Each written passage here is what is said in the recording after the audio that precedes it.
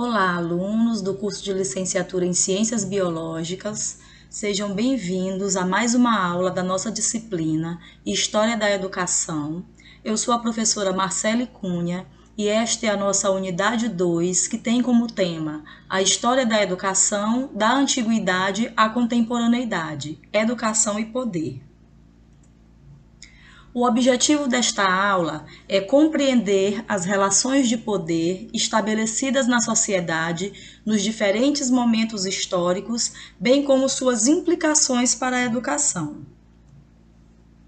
Como considerações iniciais, a gente vai falar um pouquinho sobre a noção de ideologia e o que essa noção de ideologia implica para a educação.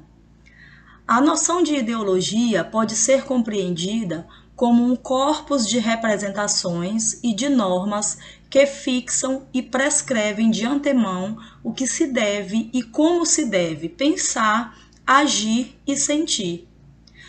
Através da história da humanidade, a educação vem sendo utilizada para legitimar determinados conceitos e preceitos ideológicos. Assim, através da educação e seus processos, se legitima ou não uma ideologia. Portanto, educação é poder. E ao longo da história, quem controla os processos educativos, aquele grupo que controla geralmente a educação institucionalizada, controla também o poder, e vice-versa. Vamos começar falando sobre a educação ao longo da história e, portanto, nós vamos falar inicialmente sobre a educação das comunidades primitivas, a educação primitiva, que é conhecida também como a educação difusa. A educação difusa, pessoal, ela acontece principalmente nas comunidades tribais. Durante a pré-história da humanidade, a maior parte das comunidades eram tribais, viviam em tribos, em pequenos grupos. Ali, as crianças aprendiam imitando os gestos dos adultos nas atividades diárias e também nos rituais. Esse era um tipo de formação integral, assim como também universal. Portanto, essa educação era difusa, ela não era concentrada apenas em um momento da vida da pessoa. Desse tipo de educação, todos participam. E ela ainda desenvolve a aguda percepção do mundo, além de aperfeiçoar as habilidades. A educação nesse momento das sociedades primitivas, ela servia, ela funcionava como a aprendizagem das atividades da vida diária. Na Antiguidade Oriental, nós vamos ter o surgimento de grandes civilizações, ainda no período da Idade Antiga. E a partir de então, a educação ela vai passar a ser vista como privilégio da classe dominante. Vai haver o surgimento da escrita, e a partir do surgimento da escrita, mudam-se o modo de agir e de pensar dessas comunidades. Aquele saber que lá nas comunidades primitivas era universal, ele vai tornar-se patrimônio e privilégio das classes dominantes. Surge então a necessidade da escola, tanto para a aprendizagem das técnicas da escrita, como também com a função de exclusão da maior parte da população. Na Antiguidade Oriental, então, a partir desse momento, o saber começa a representar o poder. Nas sociedades orientais, ao se criarem segmentos privilegiados, a população que é composta por lavradores, comerciantes e artesãos não tem direitos políticos nem acesso ao saber da classe dominante. Ainda no período da Antiguidade, da Idade Antiga, nós temos a chamada Antiguidade Clássica, que é o momento de desenvolvimento da civilização grega e também da civilização romana. Essas duas civilizações forneceram a base da cultura ocidental e, por isso, a base da educação ocidental também. Elas são chamadas de civilizações clássicas. E apesar de terem se desenvolvido em momentos distintos, foi a partir dessas civilizações que toda a sociedade europeia e a sociedade americana também se formaram.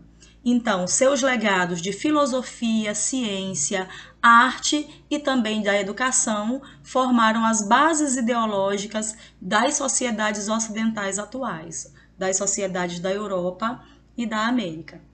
Nessas duas civilizações, o modelo de educação adotada visava o aprimoramento do intelecto humano, ou seja, o aprimoramento do raciocínio, do pensamento e também o aprimoramento da oratória, né, que é a prática de falar bem, de saber se comunicar.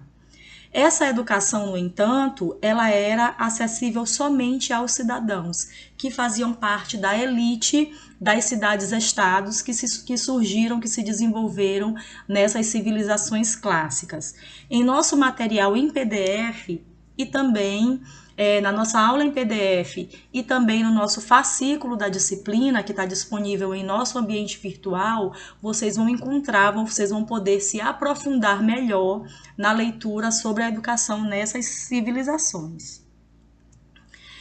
Nós temos, após isso, a educação na Idade Média, né? Após o fim do Império Romano, né? Durante a Idade Média, no Ocidente, a educação ela foi principalmente mediada pela fé, porque assim como os demais aspectos da vida cultural das pessoas, a educação ficou a cargo da Igreja Católica, né, que tinha nessa época o monopólio da cultura e também do pensamento de todos aqueles seres humanos, de todas as sociedades ocidentais.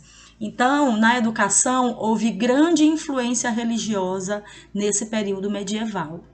As escolas, por exemplo, eram associadas às instituições religiosas católicas, aos monastérios, às igrejas, né? E eram regidas aí pelos padres e pelos religiosos dessas igrejas. Porém, apesar de ter sido uma educação que foi desenvolvida por instituições religiosas, isso não quer dizer que a educação na Idade Média ela se restringiu apenas ao campo religioso, apenas à aprendizagem da Bíblia, né, e da cultura religiosa. Na verdade, a educação medieval abriu também espaço para o estudo das ciências, das técnicas e também das habilidades que foram herdadas ali do mundo antigo.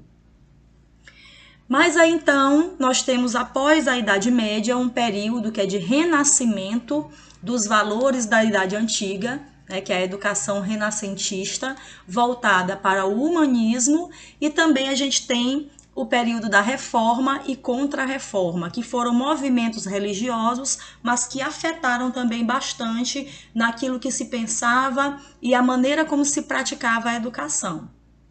Durante o período do Renascimento, nós vamos ter, por exemplo, a retomada do estudo das obras clássicas greco-romanas, que haviam sido deixadas de lado durante muito tempo ali na Idade Média.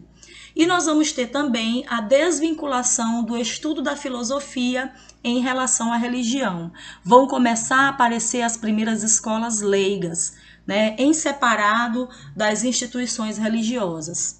A educação desse período, então, se caracterizou como uma educação rígida, que visava proteger a criança de uma maneira isolada do seu círculo familiar e do mundo. É a época, por exemplo, do surgimento de vários colégios internos. Ainda nesse período, né, do Renascimento, ali da Idade Moderna, nós vamos ter a educação influenciada pela Reforma Protestante, né? Os valores da Reforma Protestante influenciaram a educação desse período, principalmente com a extensão do ensino primário a todo cidadão comum, né? Uma vez que dentro da doutrina protestante se valorizava muito que todos pudessem fazer a leitura da Bíblia, então por isso todos tinham que saber ler e escrever, todos tinham que ser alfabetizados. Então a educação influenciada pela Reforma Protestante foi uma educação que favorecia a alfabetização de todos, né? E com isso também houve o florescimento e a valorização dos idiomas nacionais. Não se aprendia a ler e escrever apenas no latim, como acontecia lá na Idade Média. A gente vai ter também o fortalecimento desses idiomas nacionais de cada país, né? E assim também o maior número de pessoas teve acesso a livros e à escrita, principalmente após a invenção da imprensa. E aí a gente tem também a educação influenciada pelo movimento de contra-reforma, né, que é uma reação da Igreja Católica às doutrinas protestantes que surgem nesse período. E aí esse movimento de contra-reforma vai fazer com que haja o nascimento de um outro tipo de educação católica, né, principalmente a partir dos colégios jesuítas, né, das irmandades dos jesuítas. Os colégios jesuítas se caracterizaram por institucionalizar o colégio como local por excelência de formação religiosa, intelectual e moral das crianças e jovens. Incentivavam a repetição e a memorização dos exercícios e também usavam, entre as práticas de ensino, a competição como um estímulo aí dessa aprendizagem. Após o período da Idade Moderna, nós vamos ter então o surgimento da Idade Contemporânea, e junto com a Idade Contemporânea surge o período do Iluminismo, né? O chamado Século das Luzes, que visava a educação racionalista e naturalista. Era um ideal liberal de educação que tinha como a razão humana o pensamento crítico, né, como guia a todos os campos da experiência humana. Nesse sentido, ela pretende levar as luzes da razão às trevas da ignorância e do obscurantismo. Então, tudo passou a ser analisado à luz da razão, à luz da técnica, à luz da experiência e da ciência, né? Então, com isso, nós temos a valorização da ciência. É essa atitude do iluminismo que vai elevar a ciência no sentido que a gente tem hoje, que a gente conhece e valoriza a ciência como hoje, né, ao primeiro lugar na hierarquia das atividades humanas. Bom, gente, essa foi a nossa aula de hoje. Estas são as nossas referências, né, a bibliografia básica e também a bibliografia complementar para a nossa aula. Vocês vão poder, lá no nosso AVA, aprofundar mais ao conhecimento desse assunto, né, sobre essa trajetória educacional ao longo da história, porque vocês vão poder fazer a leitura do nosso material em PDF e também do fascículo da nossa disciplina. Bom estudo e até mais, pessoal!